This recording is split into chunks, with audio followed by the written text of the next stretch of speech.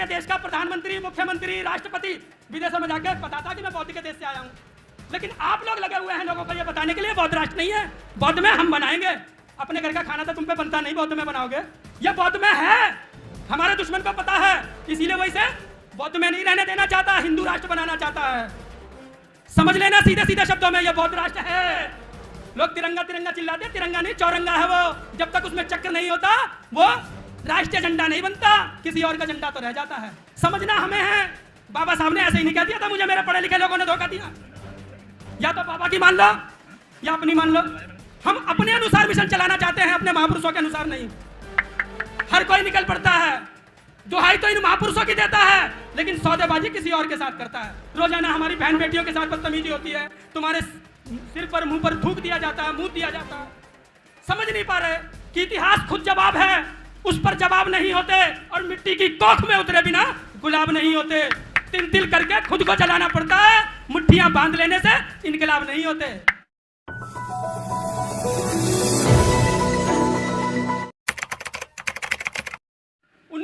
में बाबा साहब ने कहा था, क्योंकि मजबूरी बन गई थी उनकी, उनके साथ के जो लोग थे वो उनको परेशान करते थे, उनको बार बार पिंच करते थे कि बाबा साहब कुछ कहिए, जो वर्तमान में कुरीतियां चल रही हैं, जो लोग परेशान कर रहे हैं। क्योंकि बाबा साहब के पिताजी भी कबीरपंथी थे, उनके परिवार में भी कबीर की बातें होती थी। तो बाबा साहब को मजबूरी में यह कहना पड़ा कि मैं हिंदू धर्म में पैदा हुआ, यह मेरे बस की बात नहीं थी, लेकिन मैं हिंदू रहकर मरूंगा नहीं, यह मेरे बस की बात है। और मेरा दृढ़ विश्वास है कि मेरे पुरखे हिंदू नहीं थे, यह जबरदस्ती उनके ऊपर थोपी गई गुलामी थी। और मेरे जैसा पढ़ा लिखा व्यक्ति उनको इस राह पर जागरूक नहीं कर पाता है और इस व्यवस्था के खिलाफ संघर्ष नहीं कर पाता है, तो मेरे जैसा मक्कार और निकम्मा कोई नहीं है। यह पूरा सेंटेंस है। लेकिन 21 साल बाद 14 अक्टूबर 1956 को बाबा साहब ने धम्म की दीक्षा ली। आज 14 अक्टूबर 1956 है। आज के शुभ दिन की मैं आप लोगों को बधाई देता हूं। आप लोगों को आज का शुभ दिन बहुत बहुत मुबारक हो। इसकी महत्वता, इसका महत्व हमारे जीवन में क्या है, यह समझ लीजिए। बाबा साहब से 2500 वर्ष पूर्व इस देश के अंदर कुछ ऐसे काम हो रहे थे जिससे यहाँ के मूल निवासी, यहाँ के जो मूल लोग थे, जो यहाँ के शासक थे, जो यहाँ के रहने वाले लोग थे, वो परेशान हो गए थे। तथागत गौतम बुद्ध ने उस व्यवस्था के खिलाफ 40 साल इस देश के अंदर काम किया। 40 साल नंगे पैर चीवर पहनकर, और लोगों को समता, मैत्री, भाईचारे का संदेश दिया। और लोग बौद्ध में हो गए, बौद्ध के अनुयायी बन गए। बड़े बड़े राजा, बड़े बड़े सामंत, बड़े बड़े साहूकार बुद्ध के बताए हुए रास्ते पर चलने लगे।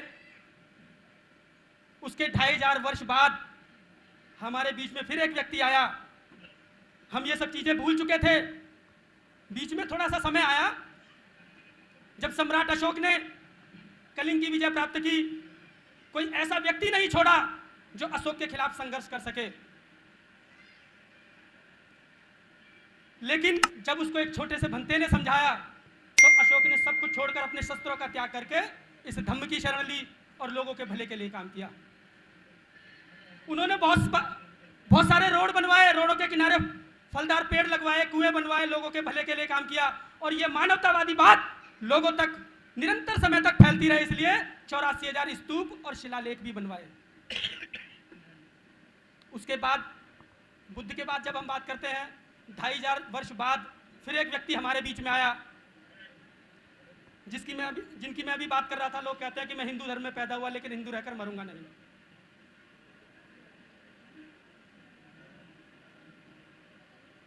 भाई 1935 में कहा उन्होंने। हम लोग समझते नहीं है, मिशन मिशन तो चिल्लाते हैं, मिशन को समझ में नहीं आता। मिशन तो डकैतों का भी होता है, मिशन तो चोरों का भी होता है। लेकिन हमारा क्या मिशन है?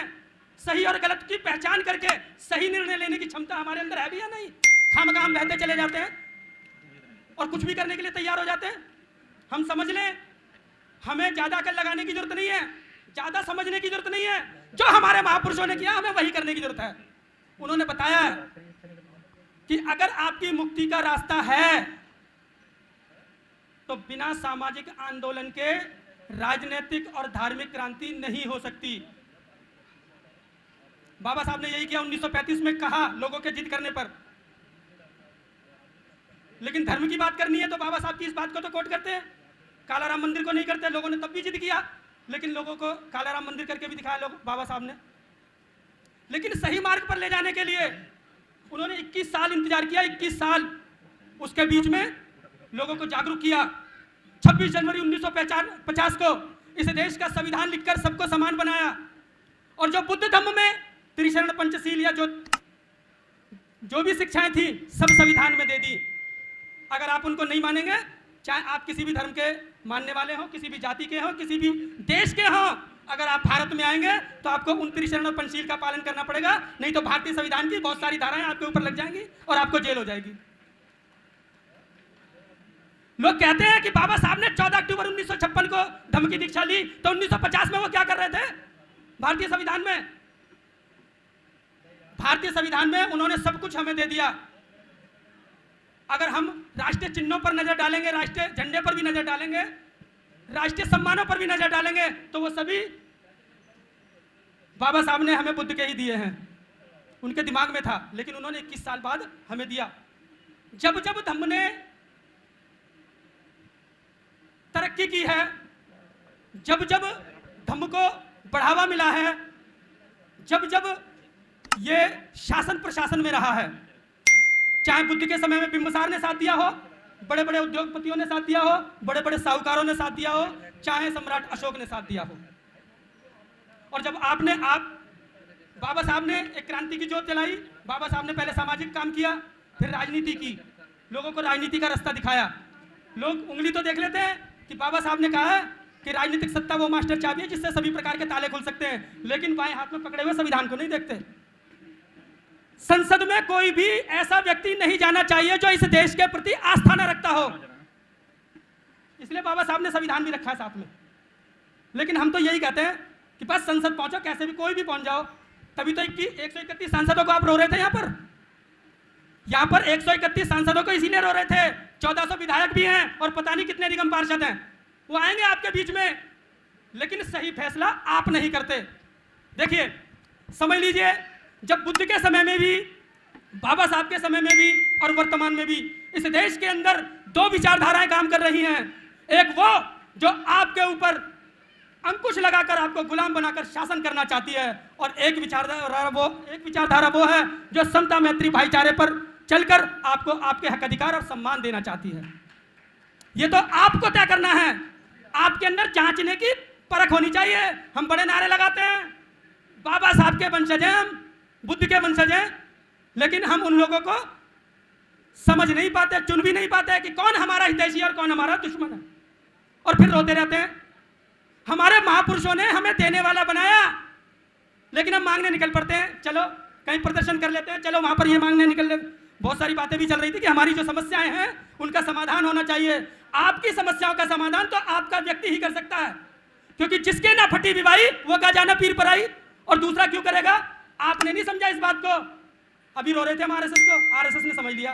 पहले उन्होंने सामाजिक काम किया, फिर अपने शासन बना लिया, आज सत्ता में है, और अब वो राम मंदिर भी बना लेंगे।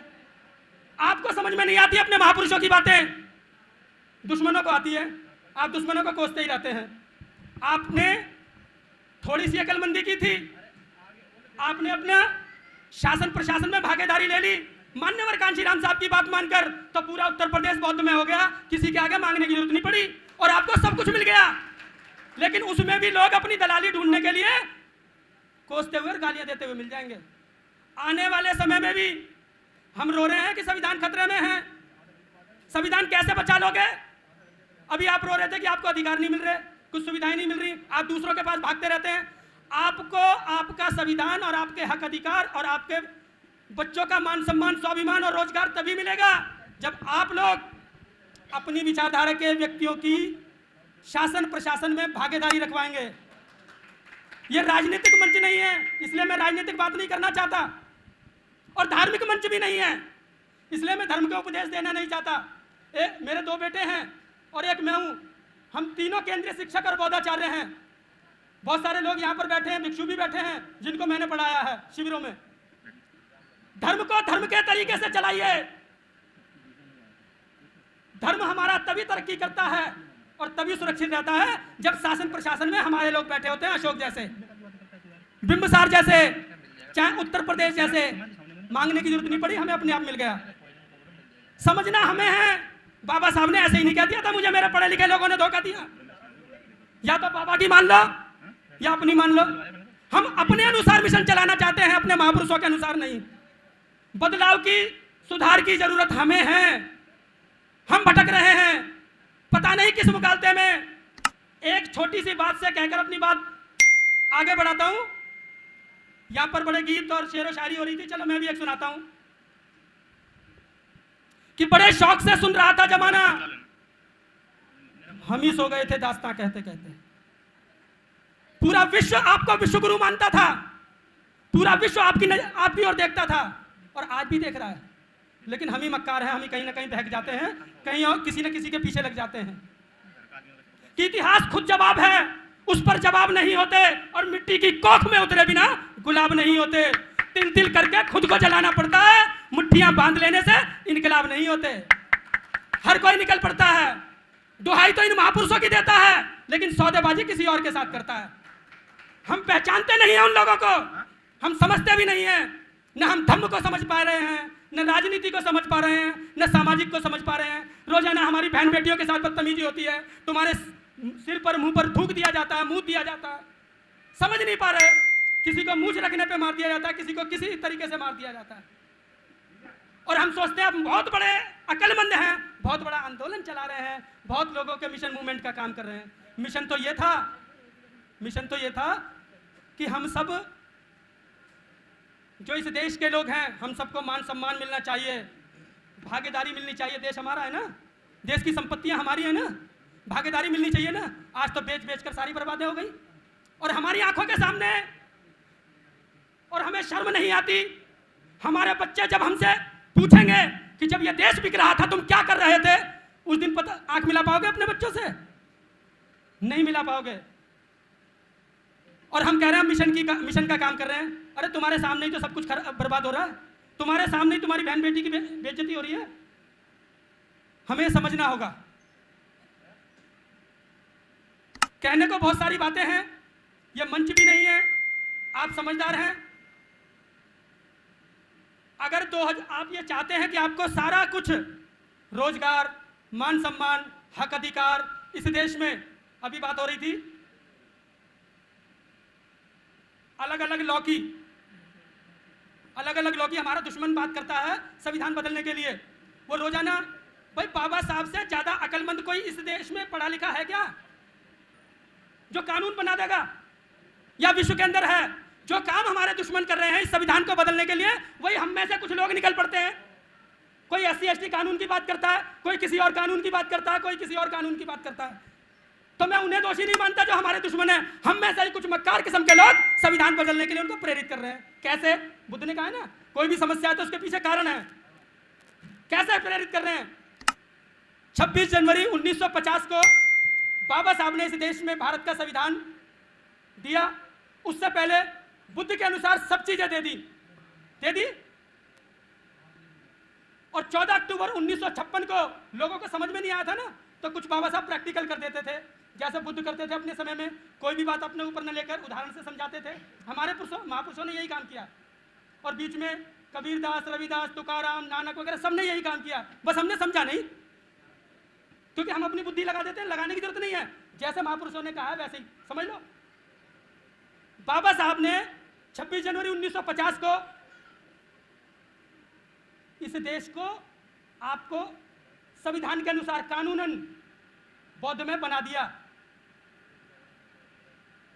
और वो समझाने के लिए कुछ लोगों को नहीं समझ में आया तो 14 अक्टूबर 1956 को धम्म दीक्षा लेकर बता दिया। क्यों? इसीलिए आपके देश का प्रधानमंत्री, मुख्यमंत्री, राष्ट्रपति विदेशों में जाकर बताता कि मैं बौद्ध के देश से आया हूं। लेकिन आप लोग लगे हुए हैं लोगों को यह बताने के लिए बौद्ध राष्ट्र नहीं है, बौद्ध में हम बनाएंगे। अपने घर का खाना तो तुम पे बनता नहीं, बौद्ध में बनाओगे। यह बौद्ध में है, हमारे दुश्मन को पता है, इसीलिए वैसे बौद्ध में नहीं रहने देना चाहता, हिंदू राष्ट्र बनाना चाहता है। समझ लेना सीधे सीधे शब्दों में, यह बौद्ध राष्ट्र है। इसीलिए लोग तिरंगा तिरंगा चिल्लाते हैं। तिरंगा नहीं, चौरंगा है वो। जब तक उसमें चक्र नहीं होता वो राष्ट्रीय झंडा नहीं बनता, किसी और का झंडा तो। जब तक अशोक चिन्ह किसी के माथे पर नहीं लगता, चाहे वो सिपाही हो चाहे वो जज हो, तब तक वह कानूनी अधिकारी नहीं होता। और अगर हम राष्ट्रीय चिन्हों पर जाएंगे, किसी देश का राष्ट्रीय फल क्या है, राष्ट्रीय पक्षी क्या है, राष्ट्रीय पशु क्या है, तो आपको सब समझ में जाएगा, सब बौद्धों के हैं। लेकिन हम लगे हुए हैं, हम चिल्लाते हैं हम इस देश को बौद्ध में बनाएंगे, तो वो कहने लगे हम हिंदू राष्ट्र बनाएंगे। भाई आप चिंगारी नहीं डालेंगे तो आग नहीं लगेगी। ये बौद्ध राष्ट्र है। इस देश को सम्मान के नजर से देखिए। पूरा विश्व इस देश को सम्मान के नजरिए से देखता है, क्योंकि इस देश में मेरे बाबा पैदा हुए हैं।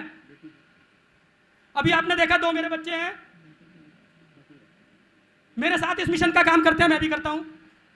इस देश में मेरे बाबा पैदा हुए हैं, लोग इसलिए सम्मान की नजर से देखते हैं। इस देश में मेरे बाबा के गुरु भी पैदा हुए हैं, इसलिए पूरा विश्व इसे सम्मान की नजर से देखता है। इस देश की फजीहत मत कराइए, इस देश को सम्मान दिलाने का काम करें। एक अंतिम, कुछ लोग आ गए हैं तो इस शेर सुनाकर ही खत्म करता हूं